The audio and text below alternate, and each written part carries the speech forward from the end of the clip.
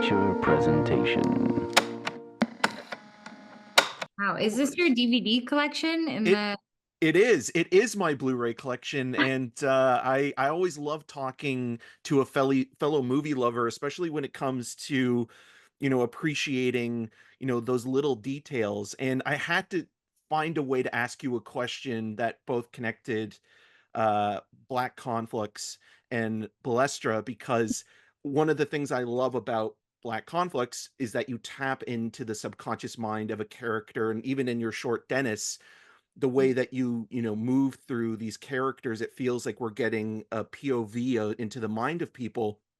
But specifically that single take in Black Conflicts in Oh, particular, the use of Gowan, Moonlight Desire, is phenomenal. And I didn't realize until listening to Norm Wilner's podcast, Someone Else's Movie, that the original song was the Pet Shop Boys. mhm, It's a Sin.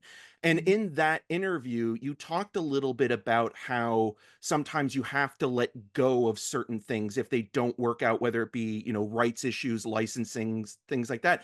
And so I was really curious to ask you, Nicole, about the casting process for this film. And specifically, when the movie was announced back in 2020, there were different cast members in the role. And was that thought process that you had for letting go of, the Pet Shops Boys for Gowan, something that you thought about while you were making uh, Balestra, and sort of finding cast members that really fit the roles perfectly?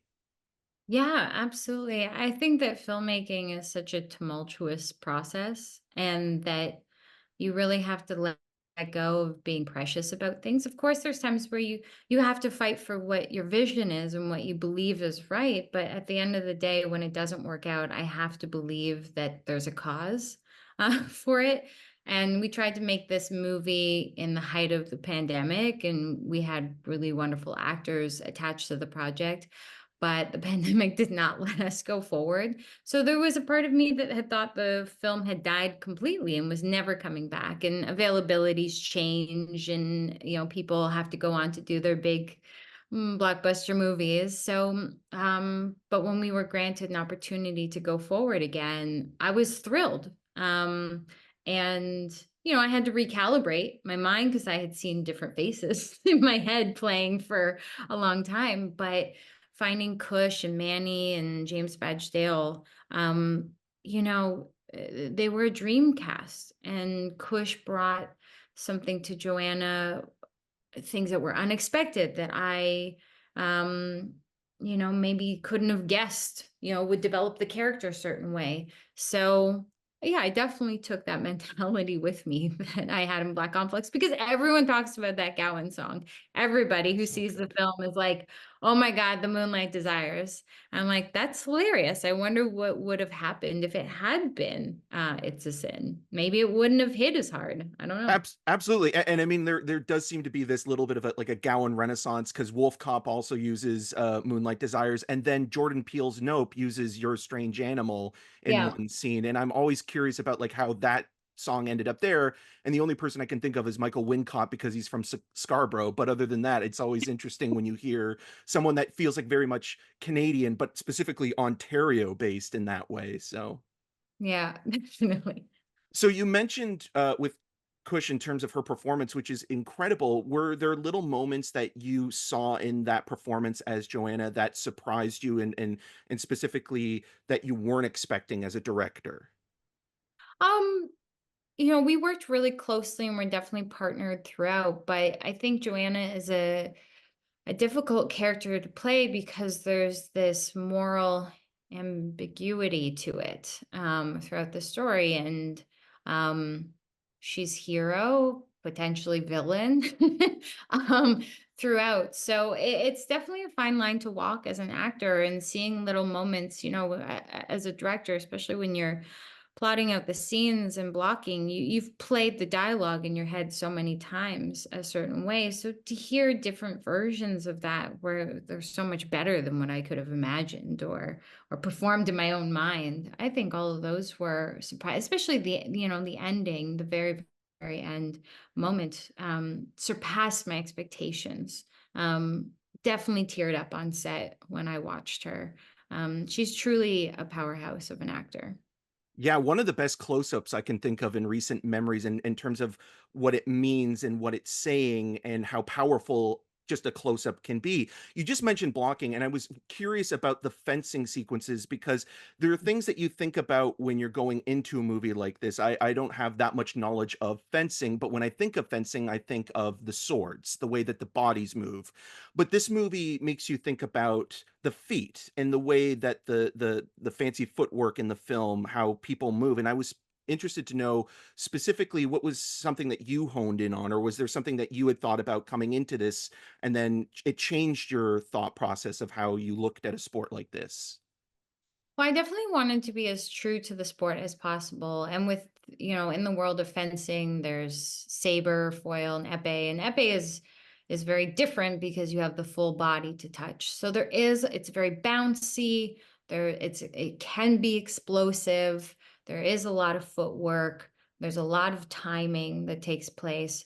I did my best to represent the sport of epee as well as I could within the constraints that I had of production. And I spent a lot of time in the fencing gym. I spent a lot of time studying fencers and speaking with fencers and working with my DP of how to capture that. And included in our choreography, we had, a coach from the Canadian Fencing Federation, and we had another coach from a large fencing gym in Vancouver, all help inform us of how to I don't know, how to stay true to fencing. And from there, jumping in with my own sort of influences of capturing sword play and, obviously inspirations from other films. Kind of working in this like really peculiar theatrical world of fencing. Like it definitely lends itself to cinema. Oh, absolutely. It does have that theatrical quality to it, and the way that you shoot it is so beautiful. I'm curious because you just mentioned influences, and obviously film is a constant dialogue where, it's going from one to the next. I just recently watched Tarsum Singh's The Cell again after watching this, and I was thinking about how technology and the human mind are depicted on film, especially when there's advancements in the field like virtual reality. In the 90s, we got tons of stuff like Lawnmower Man to Albert Pune's Arcade, Virtuosity, and even thinking about obviously, The Matrix and The 13th Floor, and then going back even to the 70s with Fassbender's World on a Wire. I wanted to know if you went to any of those films for not only influence, but maybe to things to avoid in terms of cliches or tropes, because, we see a lot of repetition when it comes to, one movie has this huge impact and then it sort of uh, continues down the line. Yeah, I mean, I watched a lot of films came up for me that I had already seen, and then some that I hadn't definitely inspired me. But at the end of the day, I try to just go with instinctually what is serving story here. Years and years ago, I watched the Tokyo Olympiad documentary from 1965, I believe, and I mean, that has always, for even, in my non-sport filmmaking, that doc has definitely always inspired me. It's so stunning of how it captures movement. And so that was always a big influence. I think, there's the obvious, the Black Swan, the Whiplash, the Vanilla Sky of it all that definitely was an influence. But like Persona is definitely an influence. I love that film and I use it a lot because I love how it approaches psychology. Robert Altman's Images was an inspiration of looking at this female character who's unraveling. But I also things like Lady Snowblood, um, Lone Wolf and Cub, like all these different films, all influenced little pieces of what I was trying to do. Um, but I do try to watch these things, enjoy them, but let them go before I start shooting. Yeah, it's like in the movie where he mentions, channel surfing in terms of techniques. They're Yes. there, but it doesn't define you as one thing or another. You can be both controlling and then autonomous. The conversation about even, young versus old and the relationships that the characters have, it's more complex and nuanced. Since the Paris Olympics are going on right now, I was curious to know if you saw the film any differently as though it were happening in real time. Because as a viewer watching this movie, there's this surreal quality of seeing, the events in the film happen as the reality happens. Well, yeah, I heard there's some, drama happening in the fencing world at the moment. So, life imitating art. But it's been really cool that it's happening at the same time. I think the Olympics bring such excitement. You're watching these athletes at the peak of their sport. So yeah, my hope is that that excitement can transfer over to this film, that people who want to kind of continue the ride, can watch this because I think we see how relatable the world is, even if you're not an athlete. I think in sort of this Americanized culture, we're chasing some sort of idea of greatness. So, definitely able to see ourselves in Joanna. So it's great. I'm so happy that it aligned.